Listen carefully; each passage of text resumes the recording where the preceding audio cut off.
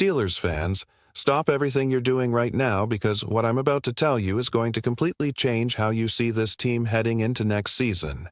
The Pittsburgh Steelers are undergoing one of the most dramatic coaching overhauls in recent memory, and honestly, the moves happening behind the scenes are nothing short of jaw-dropping. If you're not subscribed to this channel yet, you're going to want to hit that button immediately because we're covering every single twist and turn in this wild off-season. Trust me, you do not want to miss what's coming next. All right, let's get into it. So here's the deal. The Steelers are in full transformation mode right now.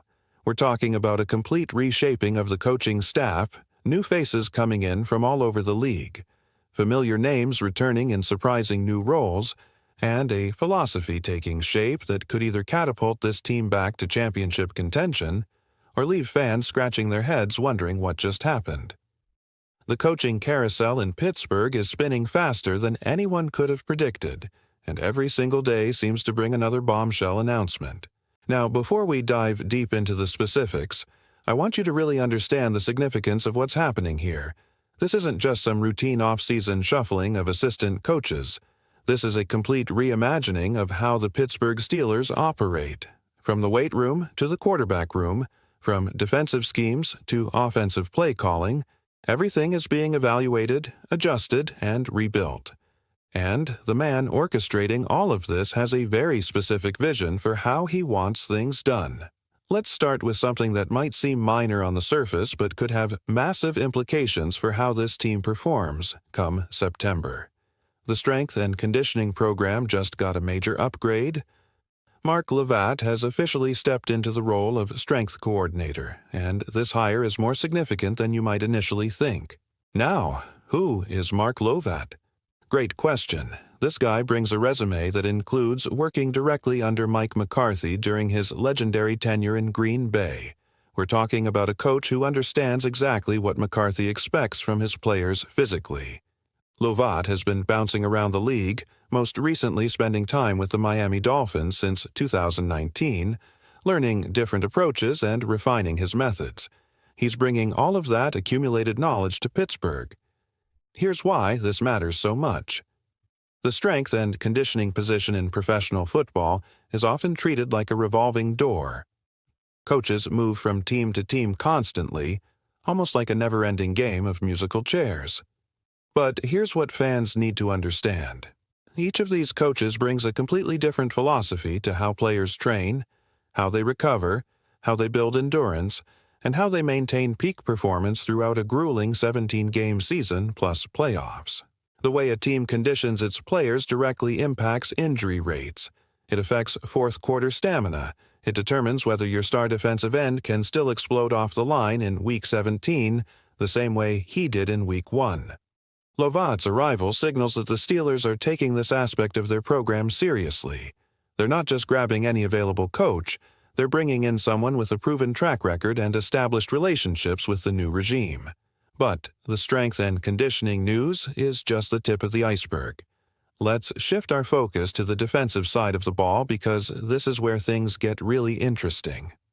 Jason Simmons has officially been named the defensive passing game coordinator and defensive backs coach. That's a dual responsibility, and the fact that the organization is placing this much trust in him tells you everything you need to know about how highly they regard his abilities. Now, longtime Steelers fans might recognize that name. Jason Simmons isn't just some random hire pulled from another organization. This man actually played for the Pittsburgh Steelers. We're talking about a tenure that stretched from 1998 all the way to 2001. He knows what it means to wear the black and gold. He understands the culture, the expectations, the weight of Steelers history on your shoulders every time you step onto that field. After his playing days, Simmons transitioned into coaching and built an impressive resume of his own.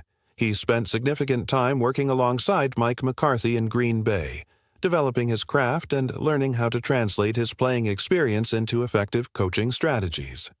More recently, he served under Dan Quinn in Washington, gaining even more perspective on how different defensive systems operate at the highest level. What we're seeing here is a fascinating web of connections being woven together. These aren't random hires. The The coaching staff taking shape in Pittsburgh represents a carefully calculated merging of familiarity and innovation. You've got coaches who have worked together before, who understand each other's communication styles, who can anticipate what the other person is thinking in high-pressure situations. That kind of cohesion doesn't happen overnight, and by bringing in people with established relationships, the Steelers are trying to fast-track that chemistry. Now, let's talk about something that might not generate the same headlines as a flashy coordinator hire but is absolutely crucial to how this organization functions on a daily basis. The administrative side of the operation has seen some significant shifts as well. Steve Scarncia is coming aboard as the Chief of Staff. Now, I know what some of you might be thinking. Chief of Staff? That sounds like some boring office job. What does that have to do with winning football games? Let me explain why this position is far more important than it might appear on the surface. The Chief of Staff is essentially the central nervous system of the football operations. This person is responsible for coordinating daily meetings, managing practice schedules, overseeing the entire football operations calendar, handling budgeting for the football side of things, and providing support for both the coaching staff and operational personnel. Think about everything that has to happen for an NFL team to function properly. You've got position meetings happening constantly. Film sessions need to be scheduled. Practice has to be organized down to the minute. Travel arrangements for road games need to be coordinated. Equipment has to be ready. Medical staff needs to know when players are available. Scouts need time with coaches to discuss potential acquisitions. Without someone quarterbacking all of this behind the scenes, chaos would reign. Coaches would be wasting valuable time trying to figure out logistics instead of focusing on what they do best, which is developing players and scheming against opponents. The Chief of Staff role ensures that the trains run on time, that nothing falls through the cracks, and that the coaching staff can dedicate their full attention to football. Now, here's where the continuity story gets really compelling. Scott McCurley has been retained as the inside linebackers coach. This is massive news, folks. McCurley represents the first member of Mike Tomlin's previous staff to carry over under McCarthy. Let that sink in for a moment. In a complete overhaul of the coaching staff, McCurley was the guy they looked at and said, "You know what? This person stays." That's not a decision made lightly. It tells you that McCurley has not only earned the respect of the new regime, but also has an existing relationship with McCarthy that made this an easy call. And that relationship runs deep. McCurley's history with McCarthy spans years in both Green Bay and Dallas. He knows how McCarthy operates, he understands the expectations. He can serve as a bridge between the old way of doing things in Pittsburgh and the new philosophy being implemented. For the players, especially the linebackers, having that continuity could be invaluable. They don't have to start from scratch with an entirely new coach who uses different terminology and has different expectations. McCurley provides stability in what could otherwise be a turbulent transition. Similarly, Tom Arth is remaining as the quarterback's coach, and this is another decision loaded with significance. The quarterback position is the most important on the field, and having continuity in that room matters tremendously. Arth has been working with players like Will Howard and Mason Rudolph, and here's where things get particularly interesting. Reports indicate that Aaron Rodgers himself had high regard for Arth. When one of the most accomplished quarterbacks in NFL history respects your quarterback coach, that's not something you take lightly. Arth's experience with McCarthy stretches all the way back to 2006 in Green Bay. We're talking about nearly 2 decades of professional relationship between these two. That level of familiarity means Arth doesn't need a learning curve to understand what McCarthy wants from his quarterbacks. He already knows. He can immediately begin implementing the system, developing the players, and preparing them for the expectations that come with playing quarterback in a Mike McCarthy offense. Let's shift gears and talk about some of the other offensive coaching hires because this side of the ball is where a lot of the excitement and uncertainty lies. Adam Henry has been named the wide receivers coach. James Campen is stepping in as the offensive line coach, and Rayon Shiny Young will be working with the running backs. Each of these coaches brings their own background and approach to developing players at their respective positions. What's fascinating about all of these hires is the pattern that emerges when you step back and look at the big picture. McCarthy is clearly prioritizing familiar faces with proven experience. He wants coaches he knows, coaches he trusts, coaches who understand how he thinks and can execute his vision without requiring extensive hand-holding. There's a philosophy at play here that goes beyond just hiring competent coaches. McCarthy seems to believe that loyalty and shared experiences are just as valuable as technical expertise. When you're in the middle of a crucial game and you need to make a split-second adjustment, you want to look at your coordinator or position coach and have complete confidence that you're both on the same page. That kind of trust is built over years of working together. Now, here's where things get really juicy. One of the most talked about positions on the entire staff remains unfilled. The offensive coordinator role is still open, and the speculation about who will fill it has fans absolutely buzzing. Former NFL backup quarterback Scott Tolzien recently interviewed for the position, and if that name sounds familiar, it should. Tolzien has a long history with McCarthy, both as a player and as a coach. He played in Green Bay from 2013 to 2015 and has since transitioned into coaching, continuing that relationship with McCarthy. If Tolzien gets the job, it would add yet another layer of familiarity and continuity to a staff that's already loaded with McCarthy disciples. The offensive coordinator role is crucial, because while McCarthy is expected to continue calling plays, the coordinator will have significant influence over the team's overall offensive identity. The interplay between McCarthy's vision and the coordinator's creativity will determine just how dynamic and adaptable this offense can be. On the defensive side, there's one hire that has generated more excitement than any other. Patrick Graham has been named the defensive coordinator, and, folks, this is the kind of move that could completely transform a unit. Graham comes to Pittsburgh with a reputation for innovation and creativity. His previous work in Las Vegas demonstrated an ability to maximize the talents of his players while implementing schemes that kept opposing offenses guessing. He's not a one-dimensional coordinator who runs the same look every play. He adapts, he adjusts, he finds ways to put his players in positions to succeed. The Steelers' roster on the defensive side already has significant talent. Despite some struggles in recent seasons, this group has shown flashes of elite capability. The potential is there. What's been missing is perhaps the right system and the right coaching to unlock that potential fully. Graham steps into a situation where he has the pieces to do something special. He's got experienced veterans who have been through the wars.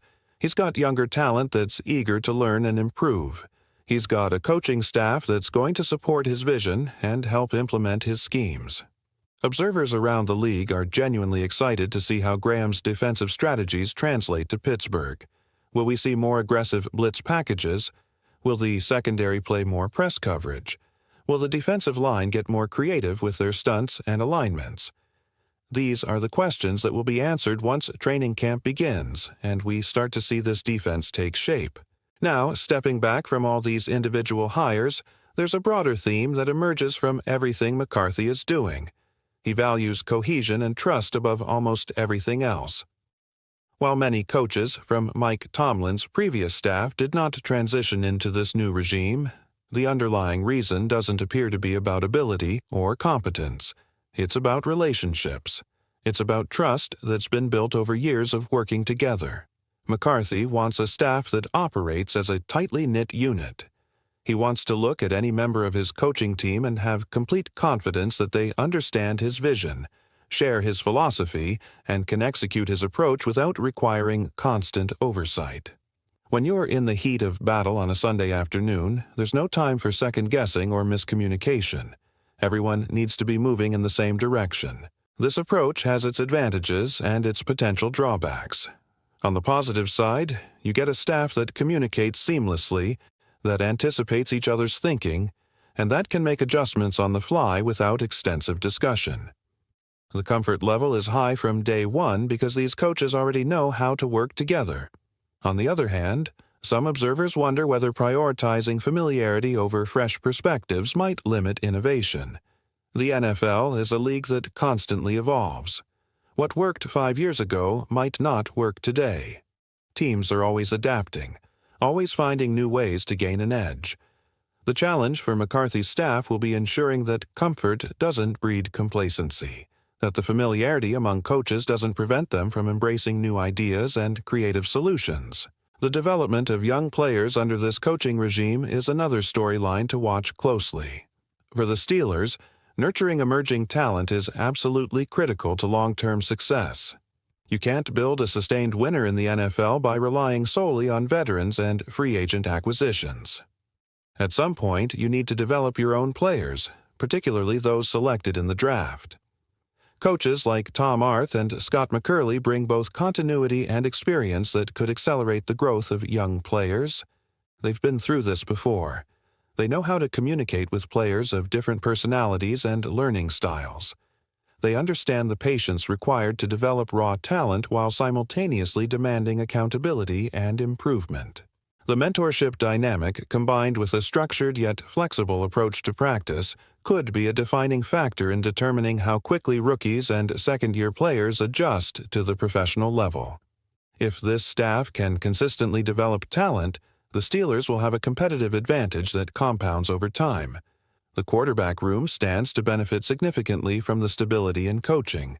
Whether it's developing young quarterbacks or maximizing the potential of veterans, having consistent guidance under Arth with potential innovations from the new offensive coordinator creates an environment conducive to growth.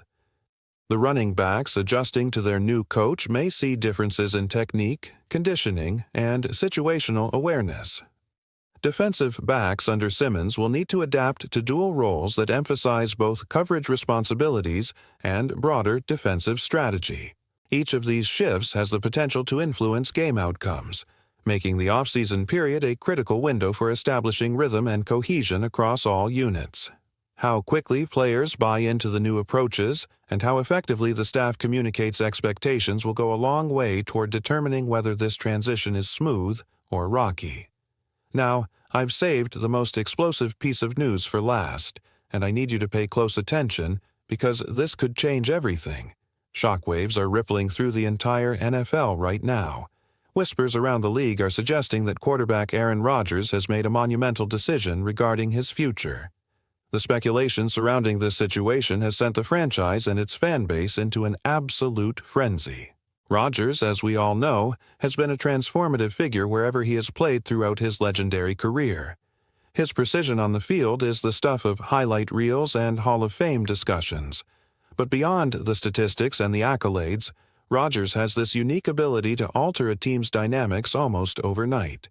When he walks into a building, everything changes. The culture shifts. The expectations elevate.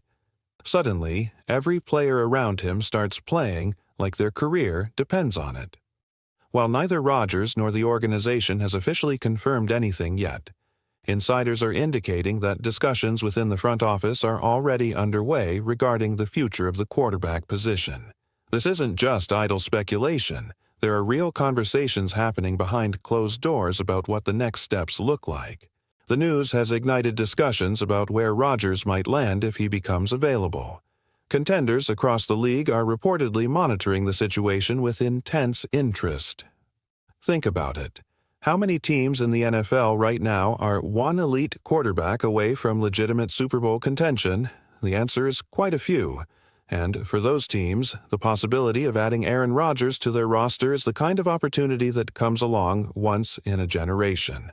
Analysts are weighing everything from roster fit to salary cap implications, trying to project the seismic impact this potential move could have. The ripple effects would be felt not just in Pittsburgh, but throughout the entire league. Team-building strategies would shift, draft priorities would change, free agent market dynamics would be altered. Fans are naturally divided on how to react to all of this. Some are expressing genuine heartbreak at the possible loss of a franchise-altering talent. They've seen what Rodgers can do. They've imagined the possibilities. The thought of losing that potential is genuinely painful. Others, however, are speculating that a new direction might actually invigorate the team in unexpected ways. Perhaps it's time to fully commit to developing younger quarterbacks. Perhaps the salary cap flexibility gained would allow the team to address other roster needs. Perhaps change, even painful change, is exactly what this franchise needs to reach the next level. Meanwhile, you can bet that rival teams are already strategizing on how to capitalize if Rodgers becomes available. Every general manager in the league understands that a player of his caliber could instantly transform a playoff contender